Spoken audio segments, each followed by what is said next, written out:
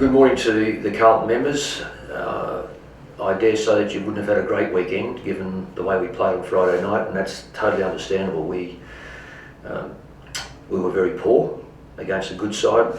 I don't like to take anything away from our opponents, and I thought West Coast played a desperate type of football that was marked by the way they controlled the stoppages.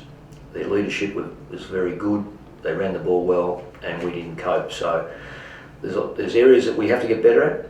I thought our start was good once again, but we're just not able to maintain it. And I just think that what we really have to do now is to get our leaders to be very, very strong when the opposition come at us, and control the game for minutes, several minutes if need be, until we settle, and then get our game back together again. The game can fluctuate.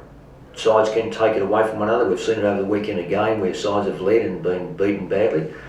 It's not as if it's only us, but at the end of it, it really does mean that we have to stand up, be accountable for our actions, and take charge.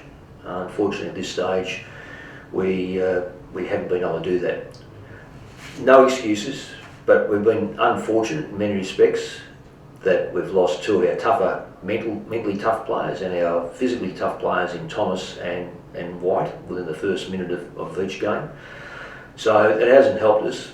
It's certainly not the reason for us losing, but it's certainly an area that you can't control, but it would have been nice to be able to have someone fresh coming in late third or going to the last quarter.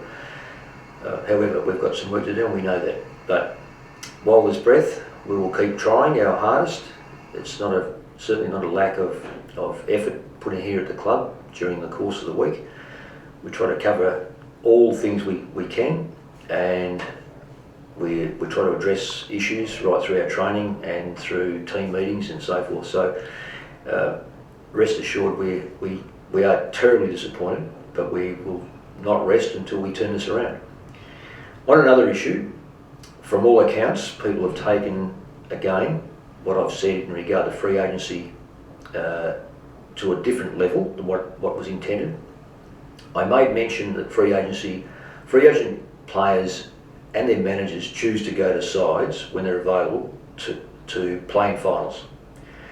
So they generally, and most of the time, pick sides that are in the top four, i.e. Franklin to Sydney, Waite to North Melbourne, Frawley to Hawthorn, etc. That won't change. It is simply something that I've already spoken to the AFL about on several occasions, and many years ago also, that it can create a two-tiered system where players just want to, in their last part of their career, whether it be when they're 26 or 27 or 30, 31, they will go to a side that gives them opportunity to play in finals, and they don't think beyond the year that they're currently seen. We would like to attract players like that, but where we finished later last year makes it very difficult. Our goal was to finish high enough and offer enough assurance that we will be a finals contender, and then we may be able to attract players through free agency.